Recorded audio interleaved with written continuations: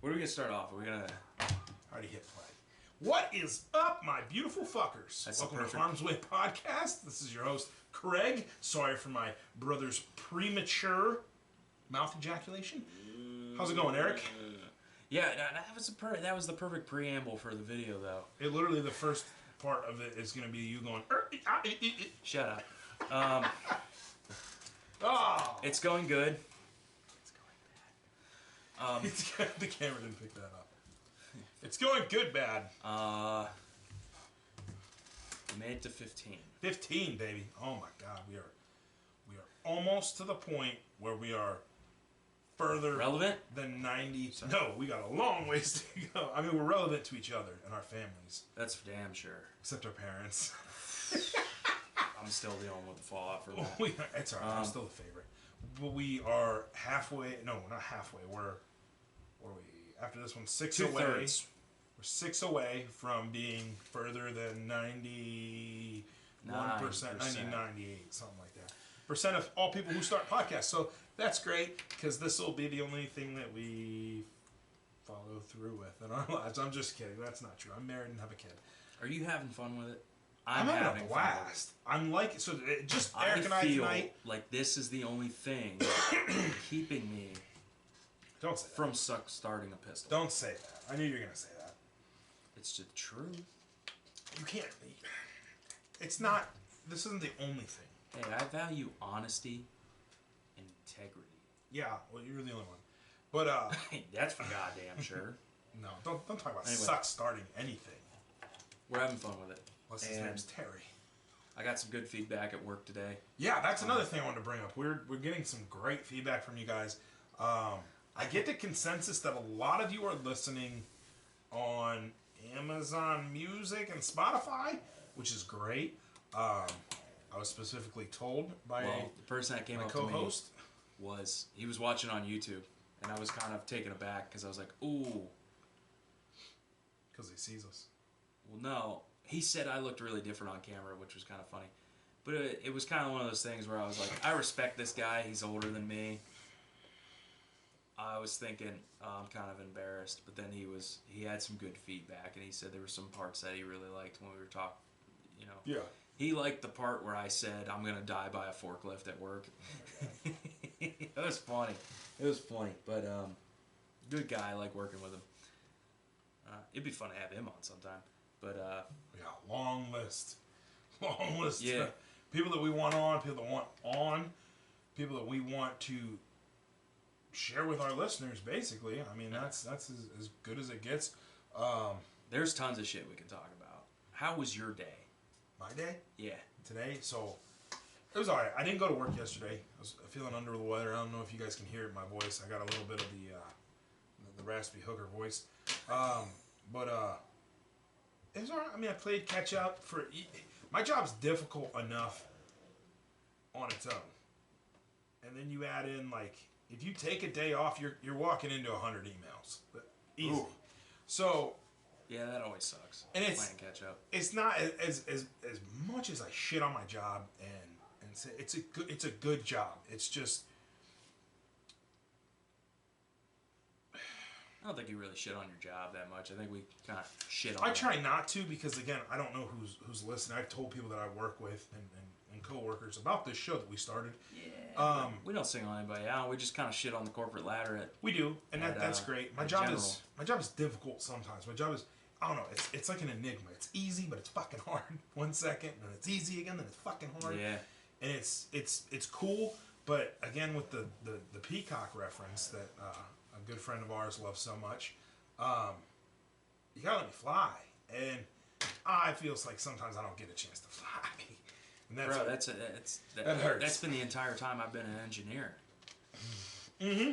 You know, So yours is different. I'm working for management yours that doesn't understand what an engineer actually does, and they just kind of want to. Well, you work make for me a do company bitch work. I'm a scapegoat, is what I am. that habitually clips your scapegoat. wings, and then asks why you weren't getting anything done. Yeah. Like you cut funding to a department, and then you ask why nothing new comes out, and it's fucking hilarious. Not exactly, but the same effect. Yes. This is well, that's not your current issue. What I was talking about was before. Yeah. Well, a lot of it's like come up with a solution. but I have this idea here. I want you to do it. I want you to do it now. It's like, that's not a solution, asshole. Hurry up and do it when your budget is zero. But other than that, I mean, it's good. We're literally finishing up the last sea hair of shit we gotta do before. Getting a little exotic with the curse words tonight. Yeah, trying to Yeah. PG it a little bit. I think So Mom doesn't get singled I out. mentioned to you earlier I had somebody high up on the corporate ladder.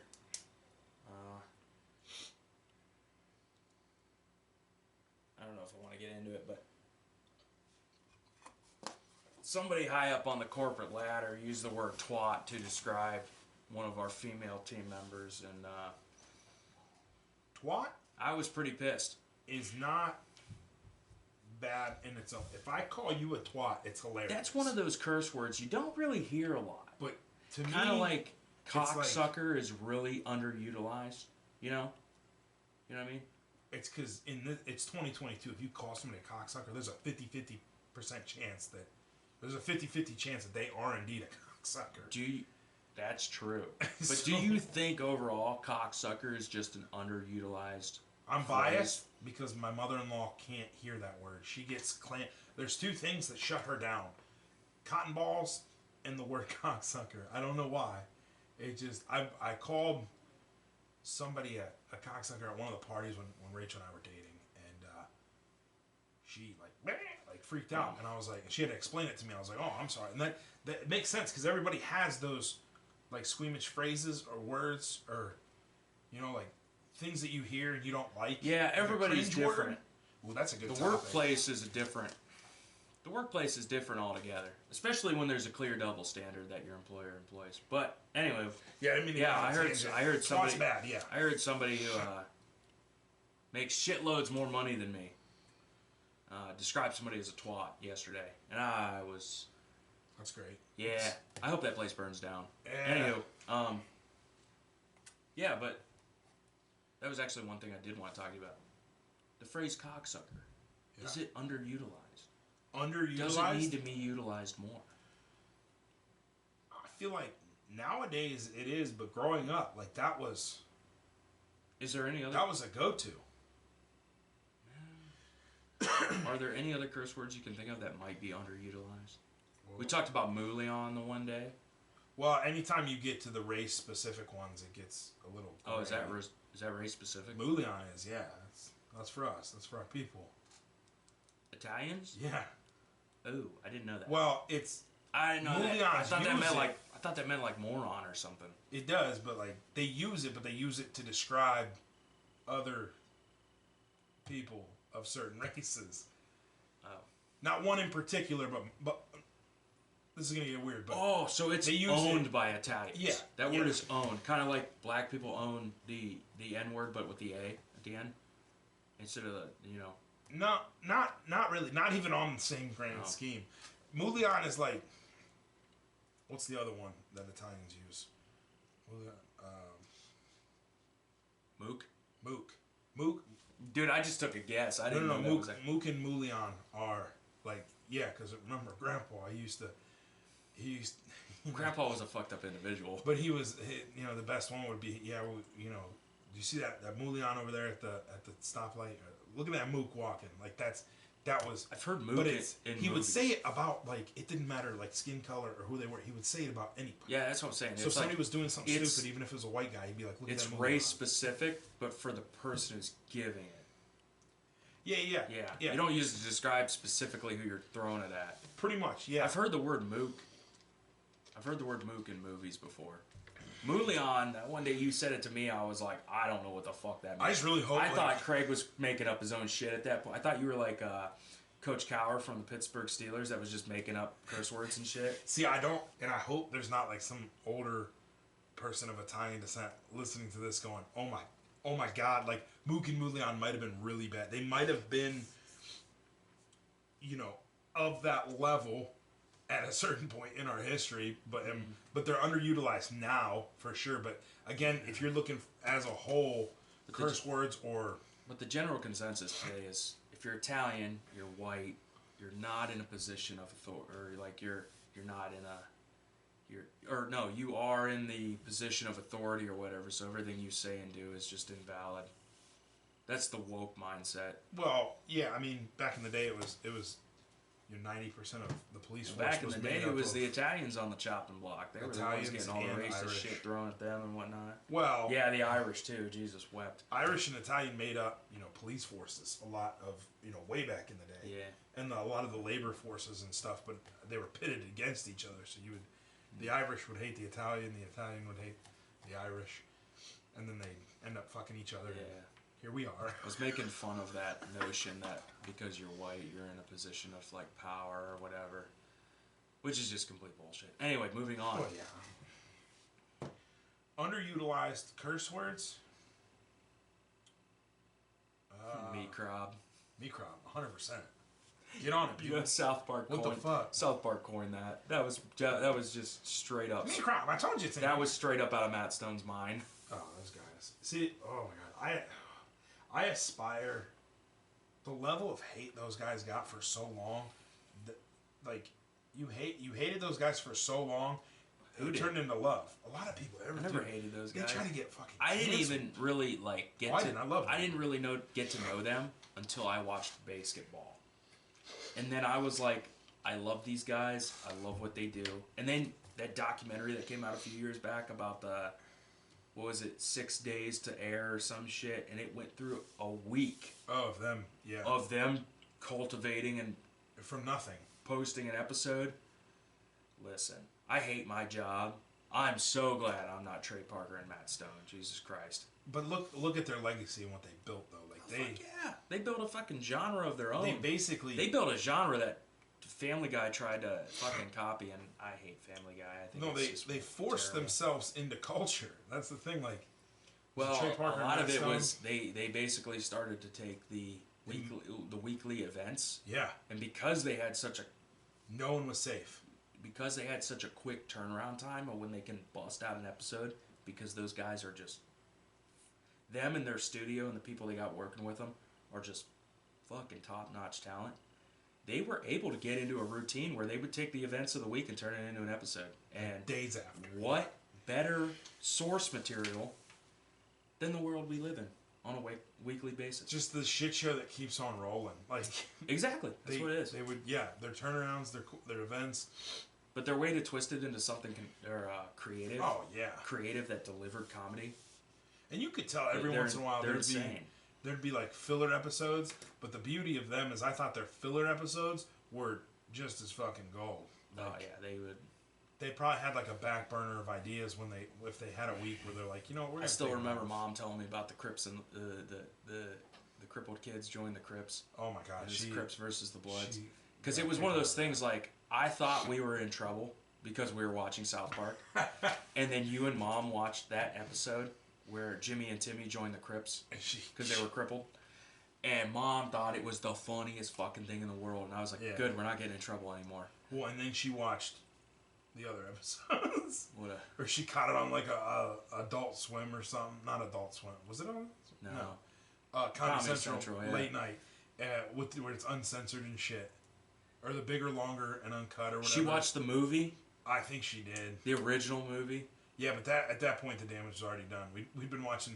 It was funny because I watched that movie on Secret Stash. I don't know how many times when I was way too young. Uncle Fucker. One of those times I said when Dad was coming down the hallway, I'd turn the TV off and he saw the Flash. Oh yeah, dude, I was watching Secret Stash. Dave Attell's Insomniac. Yeah. Bigger, Longer, Uncut. You know how long it took me to figure out Bigger, Longer, and Uncut was describing a dick? No. It took me a long time to figure out that title was describing a dick. Jesus Christ. Led you right to it. But, the golden days of comedy, or the golden era of comedy on TV, that was...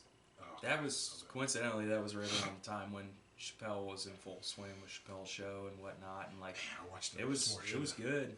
It's more his shit when he was talking about it was good times. The transgender shit, dude. I remember when Adult Swim first started, because that was when Futurama and Family Guy first got on the air. Yeah, I remember that, and then they broke out and went to other networks and whatnot. But yeah, see, a lot of people didn't fuck with Futurama. Family I Guy like got old as fuck. Futurama to the day I die. It was a fun show to watch. The old school late night shows. I mean, They had a lot of dumb touched ones. from back then. They had a lot of really dumb ones that were like, I can see why this didn't take off. But Futurama and Family Guy were usually the front two on the night. Start at 9 or 11:30 or whatnot. And we saw where those went. And then Futurama eventually ended, but... I used to fucking watch that Robot Chicken. And that shit made me giggle. Yeah, it was funny at times. I'd say that was one of the better ones, but like I think about like C-Lab and them stupid cartoons and shit like that. And it's like that one really funny. I didn't really get into Aqua Teen Hunger Force. That was another one that like some episodes were just kind of slapstick and really funny. Some episodes were like, this is kind of dumb. Yeah.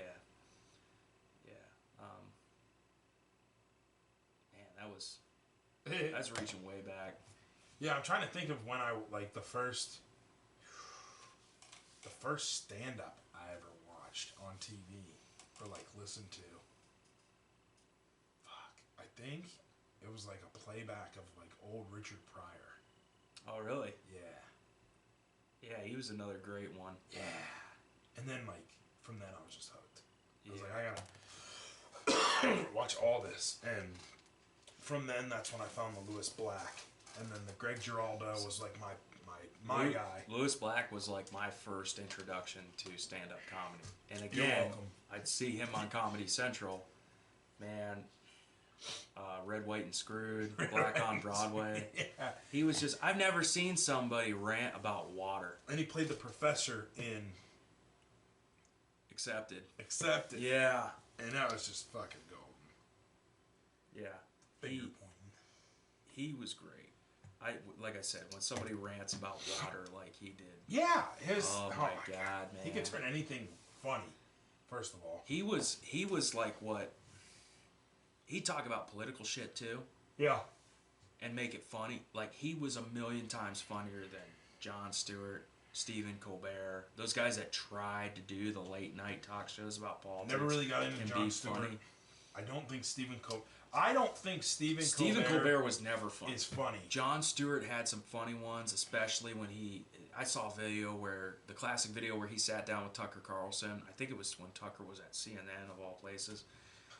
But he sat down to fucking rip Tucker apart, and it was funny as hell. Stephen Colbert never held a candle to Jon Stewart, and I don't think Jon Stewart ever held a candle to Lewis Black. Lewis Black was just fucking... Yeah, Lewis Black would make it funny. He would... the stuff he would be talking about would be well researched. Yeah.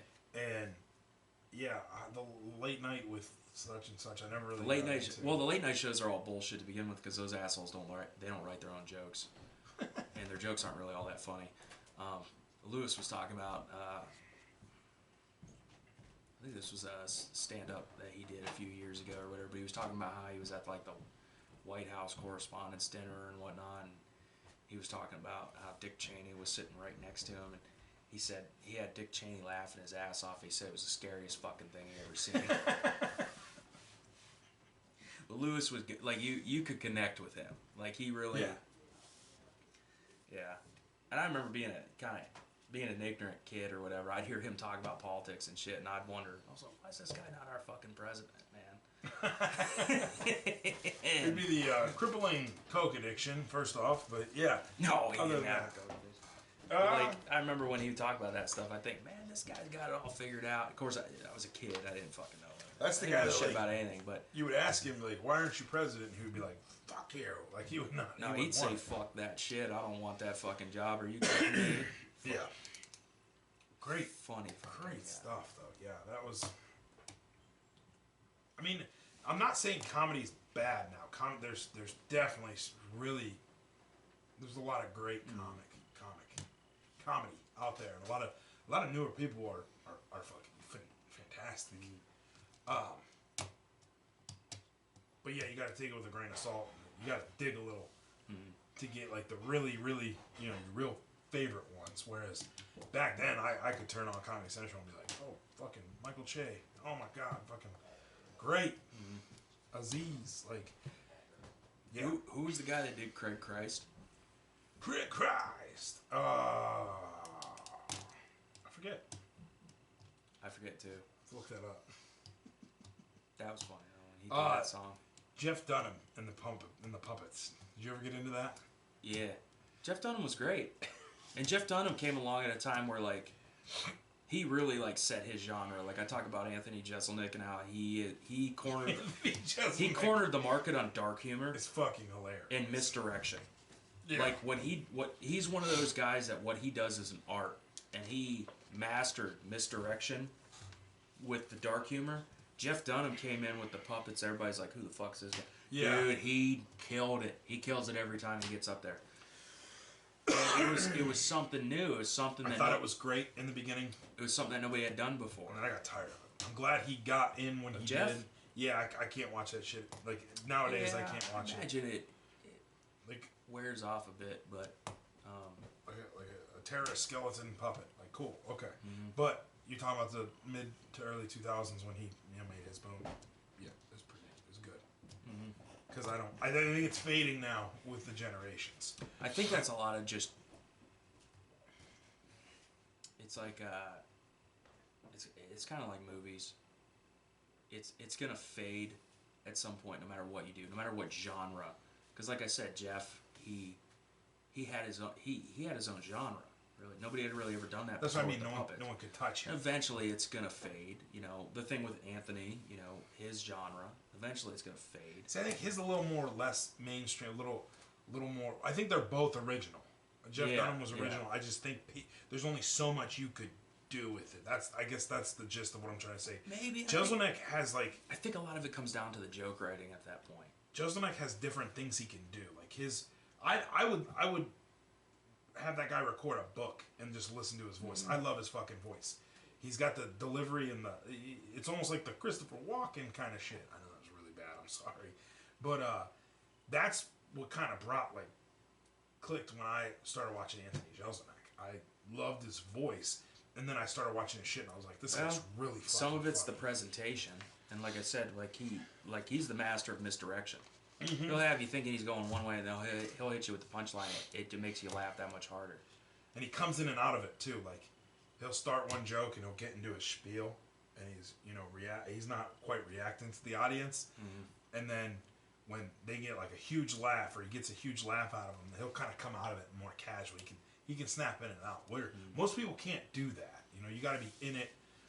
Yeah. I think the people that can do it the most casually. His entire show is not just like a robotic monologue. Exactly. He dips in and out of it. He interacts with the audience too. I've seen some stand-ups where he goes back and forth with the audience, and it's fucking hilarious. Yeah.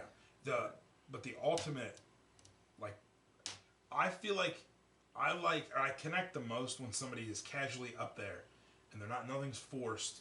They don't have to talk about the same jokes. Right. They can literally just have a bullshit conversation in front of, I don't know how many people are, like 20,000 people or whatever. A couple thousand. Maybe not that many. Most of them theater stand-ups that you see, it's maybe only like 500 people. I just watched Bill Burr's thing where he did it in the Coliseum. Or not the Coliseum. It's like an amphitheater in Colorado. Yeah. I can't fucking talk today. I'm sorry, but it's all outdoor and it just literally goes up the mountain and there's just seating, and I think it was something like 10 to 20,000 people. It might have been. But that's what I'm talking about. That's why sometimes I love him those guys so do much. Outdoor shows and shit. He literally just held the mic and put an elbow up on the fucking stand, and he just talks, and it either slaps or it's funny, and then he gets roars out of you. He's kind of like a naturally funny or die kind of guy. I don't know. I try to think this up and put comedians into categories, and I think the best ones are the ones you can't really fucking put into categories, which is... I think the best ones are the ones that you can put into categories because they tend to define their own genre. Like we just said about Jeff, and Anthony is number one. Those are... They have their own style. And like I said, with Anthony and the misdirection, the dark humor, you don't have anybody else like that. Jeff with the ventriloquism, I think that's the word. You don't have that with Dave Chappelle and the way he just masterfully from start to finish basically spins a story. Like he's like... I was going to say, Chappelle's a storyteller Yeah, but the way he does it so... In his own right, though. He starts and he ends right when it's done. Just the way he keeps it flowing and keeps it... It's so smooth. So you should talk to me. His entire performance from start to finish is just so smooth. He can be quiet telling you a story, but he can also be flamboyant and yelling, too. And it gets you. Yeah. That's what I mean by... They can do multiple things. Yeah, and that's a part of the performance. You can too. have and that's niche why I say these guys they really are artists. The way niche. The way they put this puzzle together and present it to us in just such an elegant way. See, I will say the adverse to that, the opposite is inverse. Whatever, fuck. Okay. Jim Jeffries. His is nothing about his shit is prepared. Everything is off the wall, crazy and scattered, and I find him just as fucking hilarious. Now he does reuse some jokes. He's really adversarial though, which is really fun. Which Lewis was kind of like. He's that in your too. face, yeah. Lewis was adversarial, but it was a lot of it was like commentary on just how fucking stupid people are, and it just slapped really well. But there is like you listen to some people stand up or you watch some people stand up and it is neat, organized, and well placed, and that's great, that's cool. And then you listen to Jim Jeffries and it's like laughing in front of chaos. Like it's beautiful. It's a painting in its own. It's beautiful to watch. You know, I don't know how to describe it. Yeah. That's why I have a lot of. I honestly don't think there's too many comedians that I don't really care for at some certain point in their Mencia, but I'm not gonna bring him up. Nobody likes him.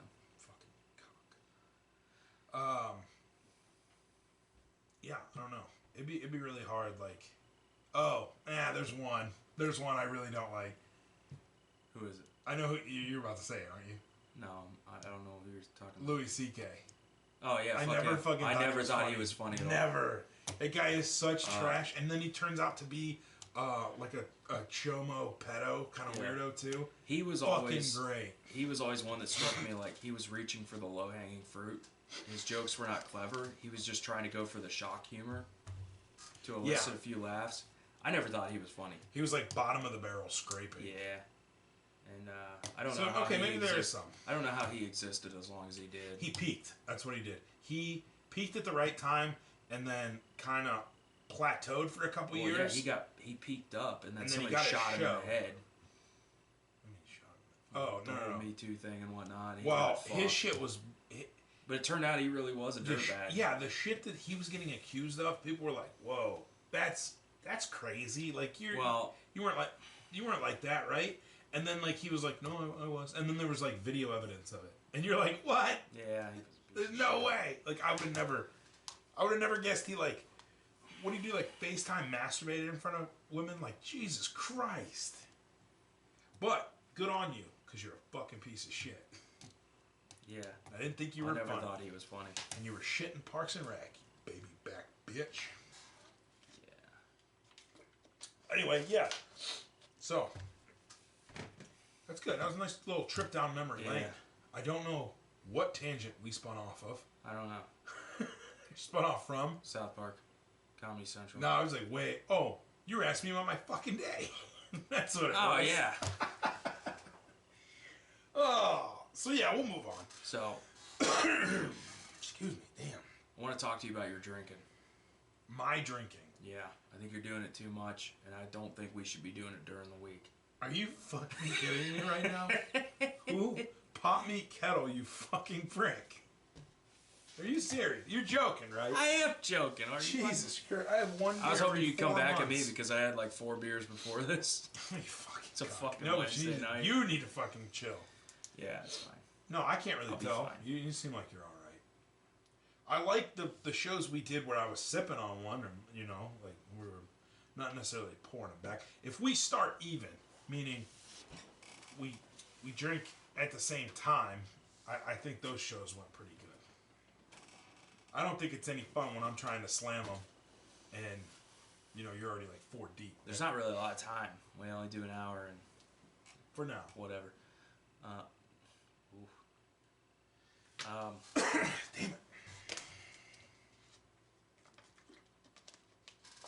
Is that your way of telling me that you want me to ask you about your drinking? No, I was just making a joke. It was a good joke. We're not going to talk about that. We don't have that much time. Just kidding. I'm just kidding. We can talk about that. No, I'm trying to leave No, I list. just try to.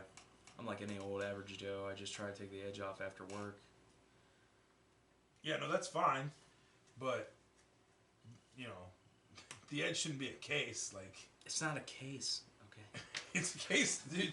When it's like when you're drinking deuces, you know, anything more than 3 is a case. That reminds me, the guy at work that was always showing up drunk, he quit today.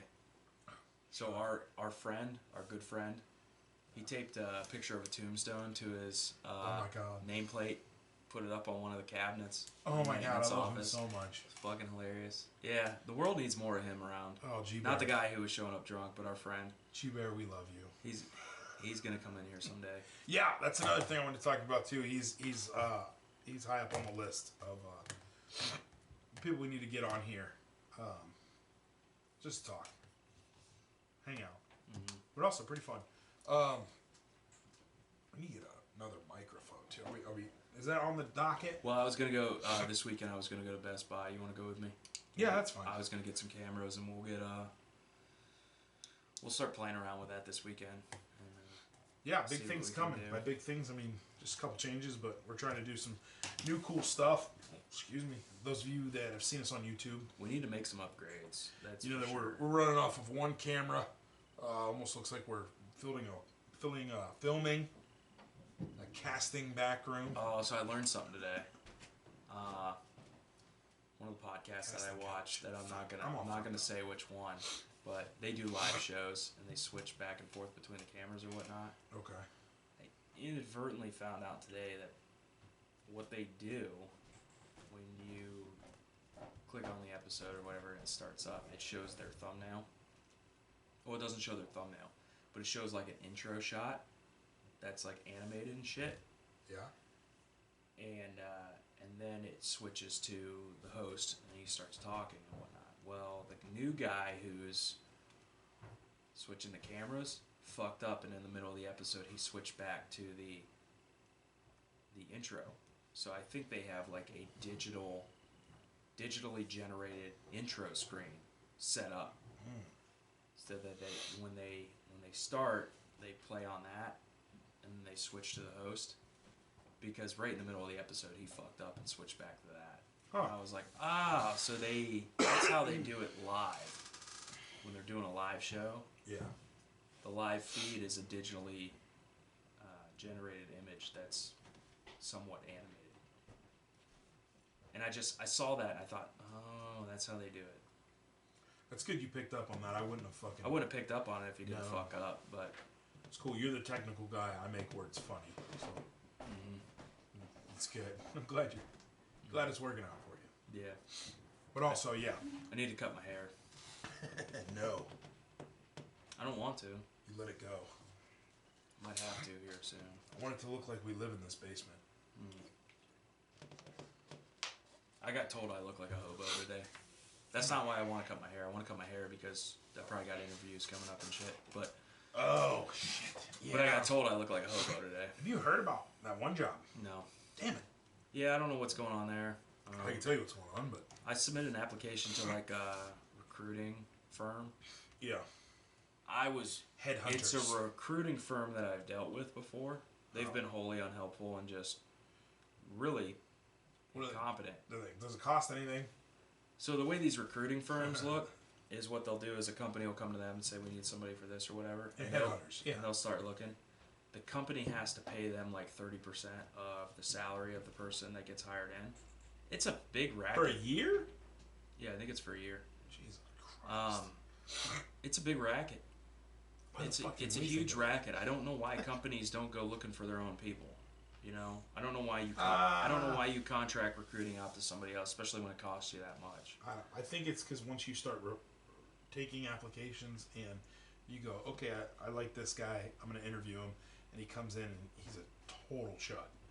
And you're like, whoa, that could have been fished out by There's third nothing party. that's led me to believe that these guys are capable of filtering out total shots.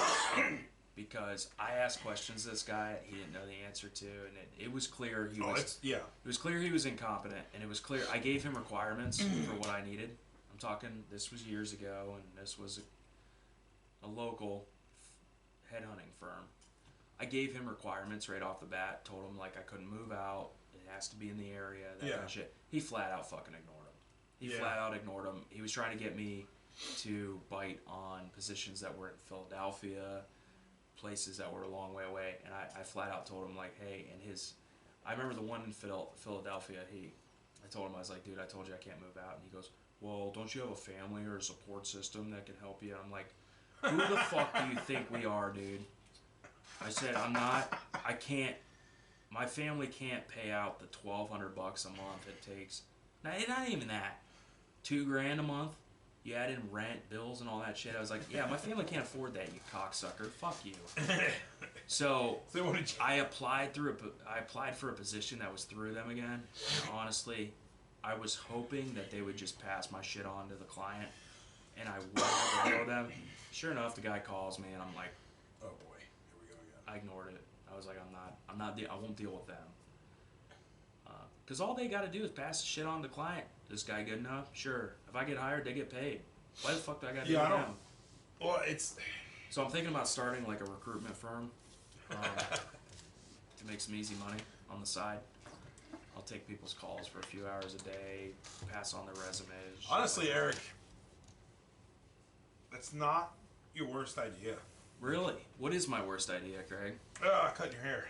But, I don't want to cut it. It's kind of I feel like iconic all the qualities that those doorknob fuckers have or need to do that position successfully, you and I would easily have. You want to talk about like... So that's interesting. The guy I actually drove up there and met with from the firm. Oh, you did? Where was that? Independence, Ohio. Oh my God.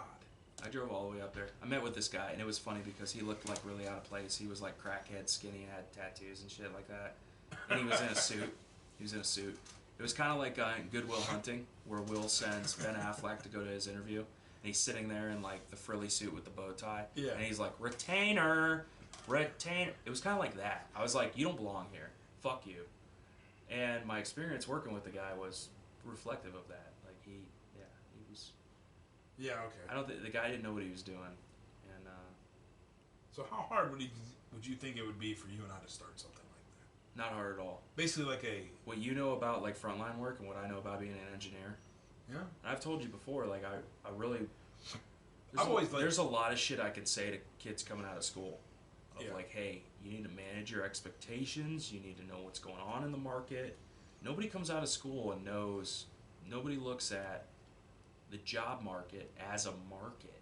Everybody just comes out of school and thinks, I'm gonna sling my credentials out there. It's like a free feeding frenzy and see what happens, you know. And it's like, no, there's shit I can tell you that your career services department doesn't. Just think about it. You go to any college, who's working in the career services department?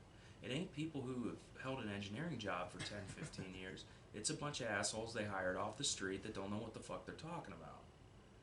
Yeah. I mean, the best thing I can do is grab somebody from the University of Akron, drag them into the fucking place I'm working right now, and have them talk to the technicians. I'm serious. Yeah. The best thing that they can do, the best thing for me coming out of school was to talk to the technicians and get to know how they do things, what they expect from me, and shit like that. They don't teach you that shit in school. So you need like a realism course, like a exactly. Course that's gonna tell you They don't teach you that shit.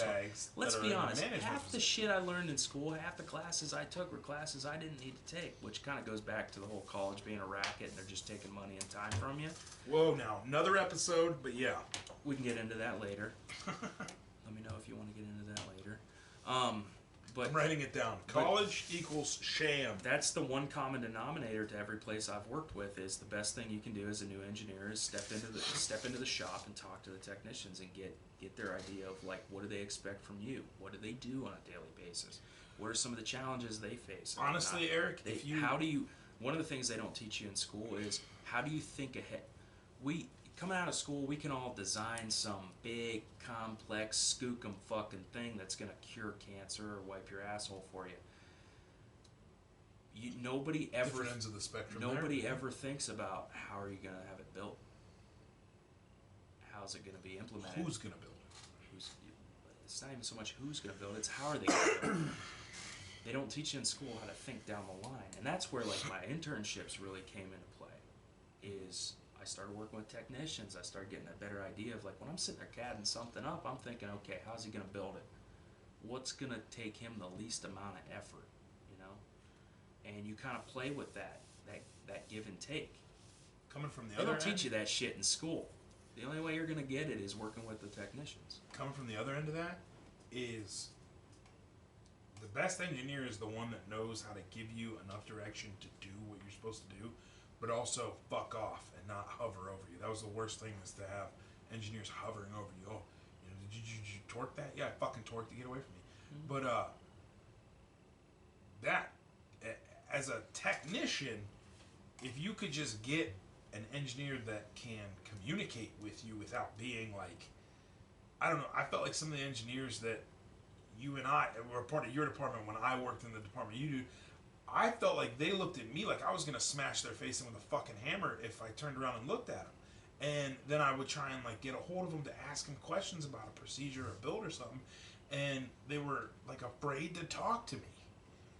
And I'm like, You know why that is? fucking like, do I shake them? Do I go in there and kick their door down? No, because they'd probably be more afraid of me. It's a power dynamic that's developed because remember back in episode 1 I said there's 2 types of engineers. Asperger's and not. Nope, you have the ones that come into it, say I'm here to help, let's do this, let's play downfield. And then you got the ones that come in that are total megalomaniacs. Yep. You got white collar engineers, you got blue collar engineers. The white collar guys think they fucking know everything. And then when you tell them they're wrong, they flip the fuck out and then try to fight one of my mentors. Then you got the blue collar guys who are just like, hey man, let's do it. They're just they understand the situation. They're like, yeah, let's get it. They'll get in there, grab a fucking wrench with you, and fucking yeah, that's good this too. is fucked up. But not to the point where they're like doing your job for you. You got engineers, more so the blue collar ones that come in and they're like, I got an idea. I don't know if it's gonna work right. What do you think? And they actually collaborate and you iterate until you have a concept that's like, I'm pretty sure this will work. Yeah. And a lot of that's the only saving grace of the job I have now, is I'll come up with a concept and I'll be like, I got a lot of questions. But it doesn't help when you're the only one doing it, right? I'll go down to the shop and be like, hey, you've been welding since before I was born. What do you think about making this a welded connection versus a bolted connection? And we'll go through the whole thing, man. We'll draw up a free body diagram. We'll start discussing loads. And what do you think about springs here versus, what? And we'll just go back and forth and back and forth and back and forth. And 9 times out of 10, the technicians have a better idea than I have for the finer details. And then once we draw it up, it's like, okay, I think we have a solid concept. I'll go back, I'll revise the drawings and whatnot. I'll come back and touch base with them again and be like, okay, this is everything we added in. I'm concerned about, I'll tell them, I'm concerned about this. What do you think? Yeah, I'm concerned about that too. Or, nah, I think that'll be all right.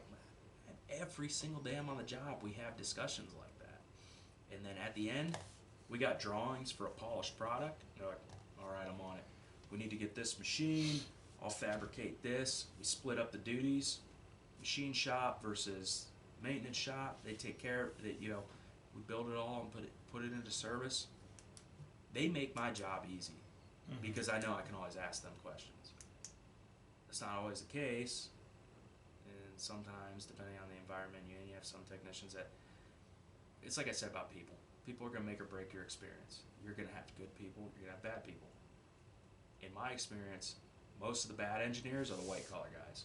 Most of the good engineers are the blue-collar guys. Yeah.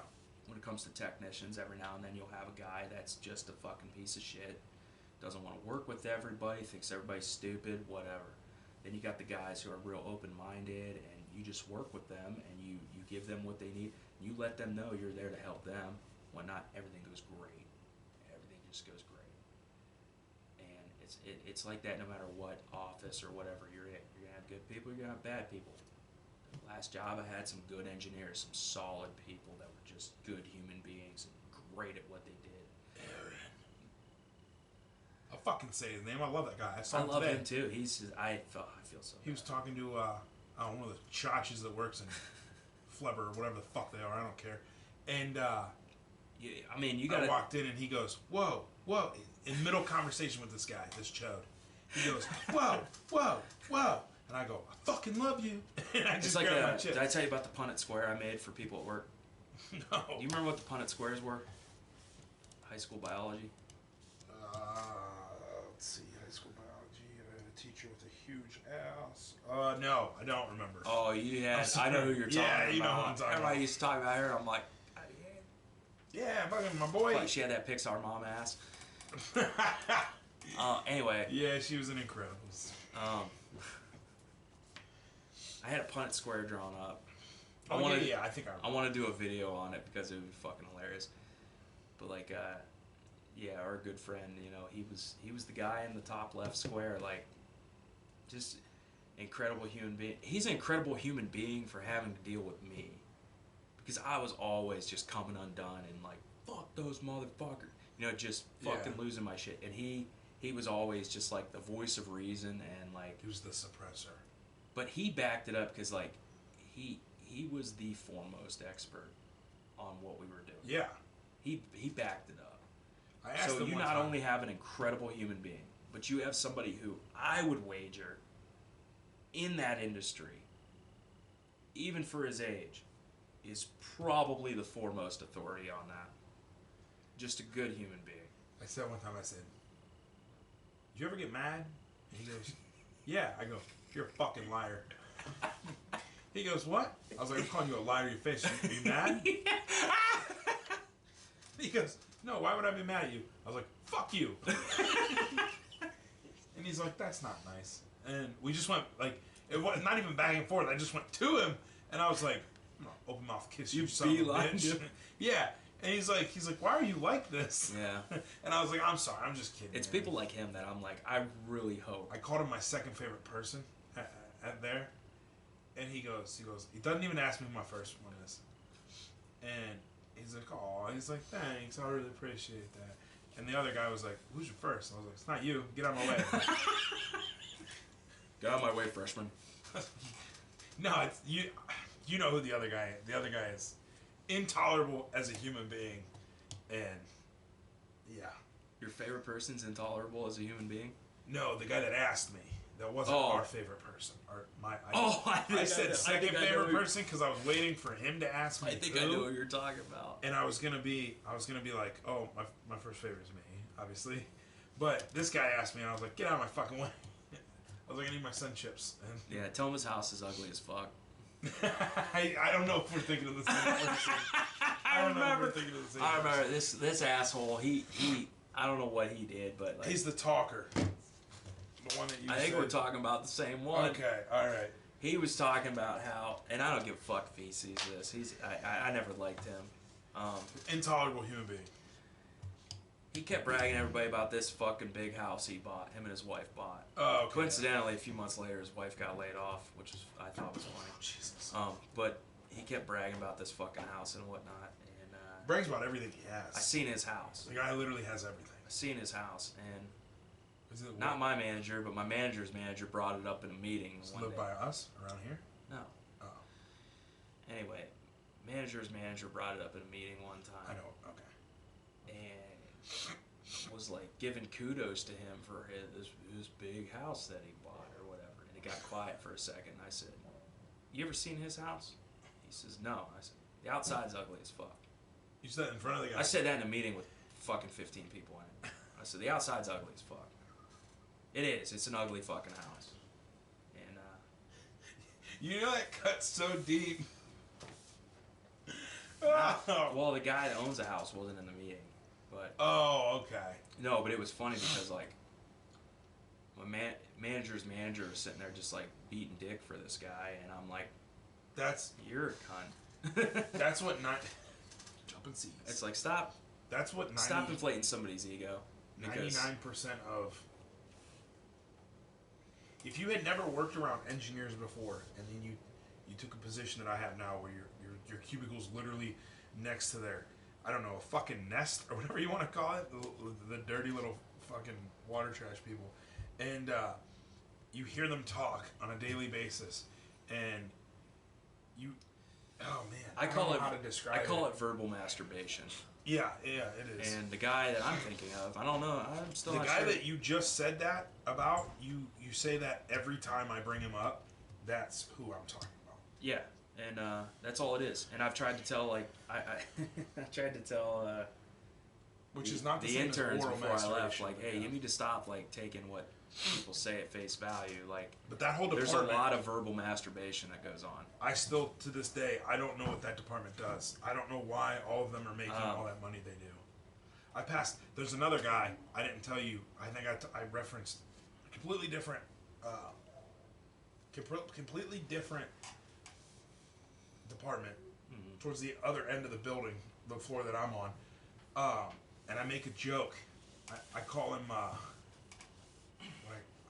I didn't have a very original name for him. I called him YouTube guy because every time I walk past this cubicle, and I had to walk past his cubicle to turn in certain forms to like change orders and stuff. So I walk past it quite a bit, and every fucking time I've walked past this guy, he's on YouTube. He's not doing anything, or he's shopping. He's on Amazon. He's doing something, but he had headphones on, so it looks like he's doing something, so nobody bothers him. I walked by today, twice, 6 fucking hours apart. Yeah. And he's on like JCPenney's website searching for clothes. Listen, man. 6 fucking hours apart. It's the only it's the only place. What's he do? It's the only place in the world where all the salary people are in a union. I mean, I don't know what to tell you. And his title's like commodities something. That's what happens. You know, they online shop all day. The company just throws more money at them. He started where I started, way back in the day. So he literally started on the floor. So that's gonna be you someday, man. Shut the fuck up. Fucking Amazon shopping all day. It's not. That's what I mean. That's if this company would just walk through, just open your fucking eyes, please, and just trim the fat, you would have money to pay all these people that keep quitting because you want to offer them $13 an hour to build shit. The thing that pisses me off is, like, as an engineer, a lot of my job is open-ended. Hey, we got a problem. We need a solution. That's it. We need a solution, right? What form do you think that solution will take? Could be anything, right? Could be a million different things. There's no protocol for what we do. The protocol that we have for what we do is engineering principles that we learned in school, okay? Or through some specialized training or education that we got, right? Yeah.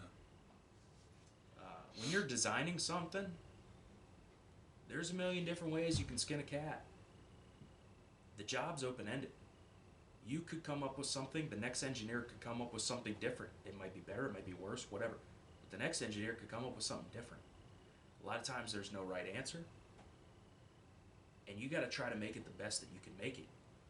I look at all these other jobs, and I'm not gonna lie, like, I'm not trying to be a dick or anything, but like your job too, there's a little bit of open-endedness with how you might go about a solution for a customer or whatnot.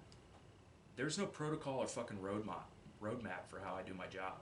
Yeah. You know what I mean? If I worked on the line, where I work now, if I worked on the line, there's protocol for how I do my job. There's a procedure. And guess what? Something fucking breaks, it's never my fault. It's never my fault. It's always somebody else's problem. So I do, I follow the procedure. I build the shit. Box the shit up. Send it the fuck out. And a big part of what pisses me off is nobody understands that. Nobody understands the open-endedness and the fact that I might come up with something. I might be under the gun and I might have to come up with something quick. Come up with something quick and it falls apart. Just blows the fuck up. Doesn't work. Doesn't fix the issue. Whatnot.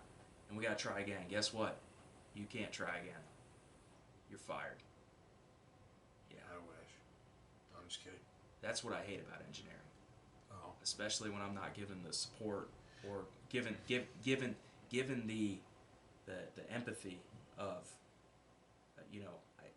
again, like I talk to the technicians and they tell me, Eric, rarely does something work out the first time we try it. And it's like, hey, that's fine and dandy. You guys are building it. I'm the one designing. And when it fails, my ass is in the guillotine. That's what really stresses me out about that job. And that's what I'm really getting tired of. I've threatened before to go back to delivering pizzas. I don't think it's worth it where you're at now. Well, I've thought about going back and delivering pizzas because that was easy. That was easy. Take the goddamn food to the goddamn customer. Pizza. Be nice to the customer. If they got a problem or a complaint or something, you move hell on earth to fix it. Is there such thing as a food engineer? I wish. I'd be the engineer. one getting gastric bypass. Fuck. Thanks for bringing that back. But yeah. Shut up. I can. You remember the one guy I worked with? Not the one that sat next to me. The other guy, kind of really proper and uptight. I say uptight, but I really liked him. Oh fuck. He. Uptight engineers. Not the Bible thumper. The other one. You have to be more specific. There was our good friend who I told you the story about the other day, who sat behind me. Behind you. You know, yeah. older guy. Oh yeah. Lived him. up in whatever. The guy that sat next to him. You remember him? He told me. R2D2. Yeah. He told me about. He told me a story about them fucking Tostitos pizza rolls. He was talking about how there's like a standard for how much plastic they're allowed to let in the cheese. How much plastic the cheese is allowed to have. Yeah. I don't know why the fuck I brought that up. Because I said food engineer? Oh, yeah. Yeah, but he told me that the one day. I was like, I'm never eating them fucking things again. Are you shitting me? I've had them a few times. Don't give a shit. You put a little more plastic on there, I don't give a fuck. Food critic would be a fun job. If you can make that sustainable. If you cannot lose your taste. Could you imagine if we travel around here to all like the new opening restaurants and stuff like that? And I have a friend that does just like give an honest review. He does it on Facebook every Friday. Really? Yeah, and he's that would be sick. Great guy. He's actually someone that might be cool to have on here, except he's, for lack of a better term, he's fucking annoying. Mm-hmm. Because he likes to ruin people's posts on Facebook. But he does that. He calls it a greasy spoon or whatever, where they find a bunch of hole-in-the-wall restaurants just in all of Northeast Ohio. I think he's traveled a little bit too. I think that'd be perfect. But he puts like a page like this, paragraph like this on Facebook. He sounds like a pretentious twat, though. Eh. I think it'd be fun if we did mental health Mondays. What the fuck am I doing Wednesdays? And then we do food Fridays. Yeah, that's something I feel like we should give a shout out to somewhere. Yeah, I know a place right now I want to give a shout out to. I want to shout out so many people, but I'm kind of. Well, I told you about the waffle I had, right? Mm-hmm. That was. And over the viaduct. Is it over the viaduct? You're the fucking one that went there. That's what you told me. Top of the viaduct. I think that's what you told me. Top of the viaduct. We're playing telephone with two people. Top of the viaduct. And we still can't get it right. Top of the viaduct. Maslin. It's literally over the viaduct. But yeah, top of the viaduct restaurant. Very good breakfast. Top of the viaduct. I said over the viaduct. You did, but technically it is over. Whatever. Yeah, that one. Okay, we can start there. Yeah, whatever. Yeah, that'd be cool. Mainly breakfast places. I mean, until for the next couple months, and then you can't fucking eat like that. But yeah. Yeah, you're fucked. It's got to be like proteins and villagers or something. I don't know. Yeah. Yeah. I mean, we're at 58. Damn. I didn't. I'm sorry. I monopolized the conversation. I don't Eric know gets what talking about engineers, and he gets on a roll and his pants get tighter. But it's fine. We love you anyway. No. If there's anything that makes me flaccid, it's being an engineer. But then you would know how to make you unflaccid because you're an engineer. I'm gonna know how to make me dead here pretty soon. You'll be fine. Don't joke about that. Especially suck starting anything. I'm sorry. The only thing you should be suck starting is titties. Siphoning gas. Titties is a good one. Okay. She's not gonna listen, but suck starting titties. Moving on. I feel like that should be. Is that gonna be our T-shirt? I was thinking a name for the episode, but suck starting. Suck starting some titties. Let's get past 20 before. When life hands you lemons, start some titties. Suck start some titties. I think once. Let's get past 20 before we start putting titties. Do you still have that fucking mug that Grandpa used to have? The one that was in the shape of a tit? No, I don't. I don't know. It's probably around here somewhere. It was kind of gross looking. I feel like it could be remade to make it more aesthetically appealing. Because that thing was the areola was like yellow, and I was like, that's not what it. It sounds like something Grandpa would have. You remember that? You remember what I'm talking about, right? Probably. I mean, He had a mug that was in the shape of a tit, and where like on the tit there was like a port, and I remember seeing a picture of him, drinking out of it. He's drinking out of like the bottom of the mug because that's where the tit was. Well, if it was that invasive, then I probably fed some chickens to the thought of it. That's kind of weird. And then like I saw it in person, I was like, this is the most visually unappealing thing I've ever seen in my life. I think it would be like if it was remade, it would. Oh, you mean to repaint it for you? No, remake that fucking thing from scratch because it was just weird looking. I'm not gonna make you a titty cup. I will make me a titty cup. There you go. I'll make you a titty cup. You're not gonna make me. That'll be next year's birthday gift. No, please don't. All right, I have to open that shit. I have a birthday gift for you. I'll give it to you when we do Saturday's episode. Does that sound good? No, is it a titty cup? No, it's not a titty cup. You already bought me a gift? I told you not to buy me a fucking gift. It is something you put your mouth on. I got some free shit coming for you and me, maybe. But really? Yeah. From who? Friend. Maybe. I don't know. It's a maybe yet. I might have to get him the stuff, but it involves our logo. So cool. Wrap up thoughts. Yeah, I guess we'll go into the wrap up. Pretty low key episode, but learned a lot about engineering. Not feeling really funny today. I go on and on for days. I think it's funny hearing about engineering. I thought there were some funny parts. If you guys, it's a unique experience. If you guys watch every episode and you expect to be busted gut, laughing, I hate to tell you, we are funny. We are not that funny. We do Fun Fridays. I think more of what we say, people would, oh yeah, I agree with that, or oh no, I don't agree with that. And, oh, that's funny. We're trying to be real. I want everything to be real and organic, and us talk about life. We don't want no fake titties. Talk about life. Talk about our jobs. Talk about community. Talk about. I'm sorry, you got me on titties. Where we're gonna go. Where we're gonna go from here. How we're gonna get better. Tunneled on some titties. Things like that. Yeah.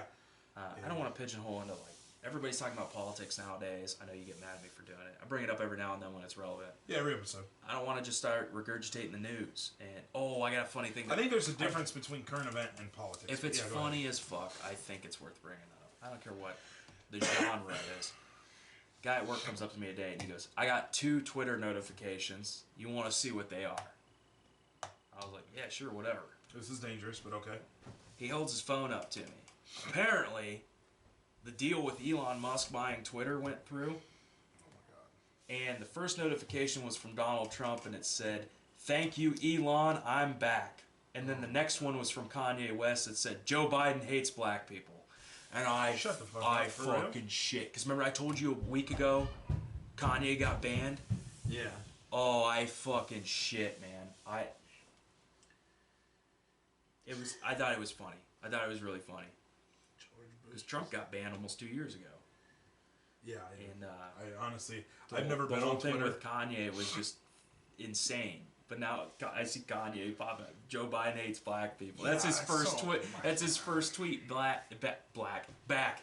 Wow, maybe we should end it. Shut up. I thought it was funny. No, that's a great story. I'm anti-censorship. I just showed you that one. That was Kanye back in the day with Mike Myers. I brought that up to the guy that showed me the Twitter notification. I brought that up to him because I had no idea. They out here killing him? Yeah. I had no idea that existed. But like I said, if it's funny, it's worth bringing up. And second, like, I can't control what those guys say. You know, they say whatever they want. I'm anti-censorship. You should be able to say whatever you want, but we've been seeing like a big double standard going on, especially with social media. And social media, it needs to be addressed. And it's the thing is, it's being addressed not just by people from one side. It's being addressed from people on the other side. The people that are on the side that's benefiting from all the censorship. There's some good-hearted people that are coming out and saying this is fucking bullshit. Yeah. Censorship's bullshit. We used to have censorship in the 1760s, and now it's coming up again. You know, it's so there's. And we know what happened, right? Well, there's some good people that Fuck you, are coming out saying this is bullshit, and fuck the king. It's something to pay attention to. It is. It's something to pay attention to. What you can and cannot say online. But yeah, let's wrap up. Videos on YouTube, Harm's Way Podcast. The audio's on Spotify, Amazon Music, Deezer, Deezer's Ghana. nuts. I don't know much. People are probably wondering what Ghana is. Ghana's a big... It's a country, isn't it? No. It actually, yeah, it is it is a country. The app, though, is a big podcast app in India. Got Indians. India. Got Indians. India's got a lot of listeners. They got a lot of people listening. I remember when I told you PewDiePie was the most subscribed YouTuber, and then he got into it with T-Series. T-Series was I don't know who any of those people are. T-Series was a channel from India that produced like music and stuff. And he got into it with T-Series, and they were like neck and neck on who was getting the most subscribers and whatnot. And then eventually T-Series. He's a white guy, right? Who, PewDiePie? Yeah. Yeah, he's from Sweden. He's originally from Sweden. Oh, that's pretty bad. Like, He's living in Japan or something. I haven't watched any of his videos in like a year, but I think he's living in Japan. what's his real name? Is it like Chad or Felix. something? Felix. Yeah. He was the one that was doing. He was doing those. He wasn't streaming, but he was making videos where he was playing all those horror games. This was like 10 years ago. He's playing all these horror games and freaking out and shit, and like his just reactions were funny. Doesn't ring a bell. Yeah, because you're not a nerd. But anyway, T-Series was a big channel because they were kind of like a national icon for India. There's a lot of people in India, dude. I think they have There's a lot of people. They have, I know they there's have a lot. population over 1 billion. But anyway, that was they produced music and whatnot, and they eventually overtook PewDiePie. But yeah, Ghana is Indian-based. I apologize if I'm breathing into the microphone really heavy like that weird guy from A. Arnold. They're in. I'm stuffed. What's his name? Eddie or something? Weezer, I thought it was. His name was definitely not Weezer. I don't know, fucker. What else? Where else can we be found? Anyway, that's all I wanted to say was Ghana is a podcast platform based out of India. That's really all I got. I'll try to get this episode out tonight. I'm going to move hell on earth to get this episode out tonight. Next episode will probably be Saturday. Moving hell on earth is like me getting up. But yeah. Well, yeah, because every time you move, the earth shakes. Ooh. First off, ouch. Secondly, why would you try and outwardly hurt me like that after listening to you spout nonsensical bullshit about engineering for an hour? I'm sorry you didn't understand that. No, you said, it's funny because you said load and Of course, man. duties like twice, and I fucking lost it on the inside. I start talking in terminology, and you immediately, your mind goes into the gutter. I'm like, he said load and duties. Cut it off. Cut it off right now. Once again, guys, thanks for joining us. Arms Way Podcast. Your host, Craig. His very, very smarty pants brother, Eric. After we know, he's an engineer. Give us a shout, like, comment. Hit us up. Watch us. Just try us, Just put the tip in. How about that? Just a little. Just dabble. We don't even need any lube. Yeah, Eric's got loads and duties all for us. Just give us a try. It's like heroin, You try. It's a bad analogy. Heroin ruins people's lives. All right, but either way, we love you. Hope you love us. Until next time, peace, fuckers. Bye.